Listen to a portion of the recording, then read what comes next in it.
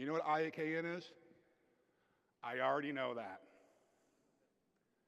Have you ever had a conversation with somebody, maybe it's your significant other or somebody at work, and you're kind of speaking passionately about this, and they say, I already know that. What are they really telling you? What? Yeah, shut up. They're turning it off. They're really not listening. How do you feel? Like dismissed, right? Don't be that person. Avoid IAKN. Here's what I want you to replace it with.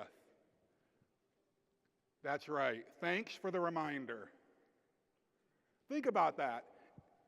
If someone was telling you something that you really in your gut know that you should be listening to, and instead of saying, I already know that, you say, thanks for the reminder. I promise you the tension will drop.